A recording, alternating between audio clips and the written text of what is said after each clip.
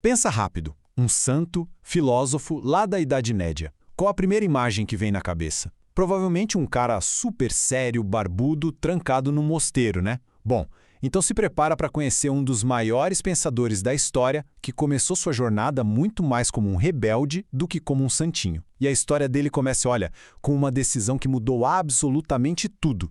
Essa é a pergunta de $1 milhão que define a vida de Tomás de Aquino. Pensa só, o cara nasceu em berço de ouro, com o futuro inteirinho planejado pela família, que era super poderosa. Mas ele tinha outros planos. Planos que o colocariam contra as pessoas que ele mais amava e que, sem ele saber, mudariam o rumo do pensamento no Ocidente para sempre. Pois é, todo super-herói tem uma história de origem, né? E a do Tomás de Aquino envolve uma briga de família daquelas, digna de filme.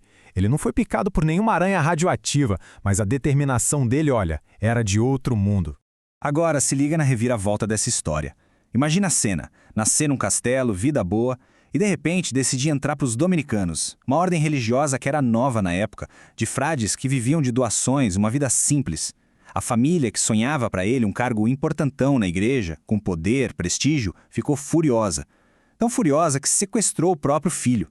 É isso mesmo, em 1244, os irmãos do Tomás prenderam ele para tentar forçá-lo a desistir da ideia. E o plano dos caras foi radical. Trancaram ele no castelo da família por mais de 1 ano. Tentaram de tudo, mas de tudo mesmo, para ele mudar de ideia. As histórias contam que chegaram a mandar uma mulher para tentar seduzir o rapaz e fazê-lo quebrar os votos. Mas um pequeno spoiler, nada funcionou. A convicção do Tomás era mais forte que as grades do castelo. Ele aguentou firme e 1 ano depois conseguiu escapar para seguir o caminho dele. Tá, mas espera aí. Pra que esse drama todo? O que poderia ser tão radical a ponto de uma família nobre trancar o próprio filho numa torre?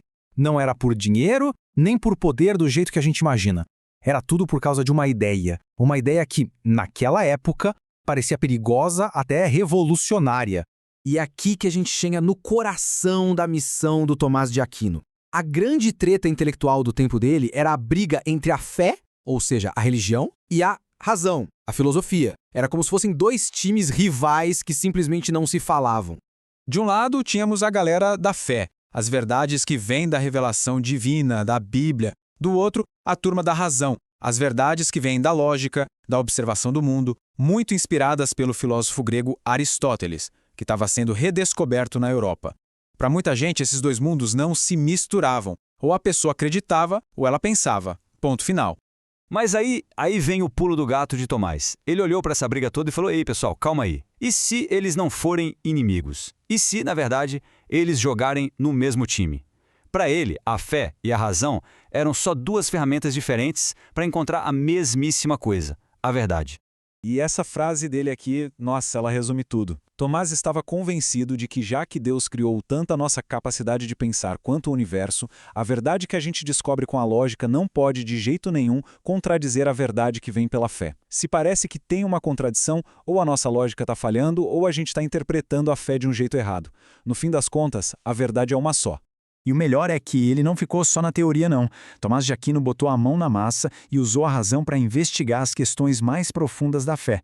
E o trabalho mais famoso dele nesse sentido são as chamadas 5 vias.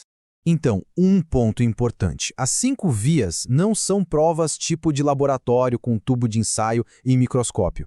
São 5 caminhos lógicos, 5 argumentos da filosofia que começam com a gente observando o mundo ao redor para, no fim, chegar na existência de Deus. Ou seja, ele está usando a razão para falar sobre Deus. Bem ousado para a época, né? Tá, eu sei, os nomes parecem super complicados. Motor imóvel, causa primeira. Mas a lógica por trás deles é bem mais simples e intuitiva do que parece.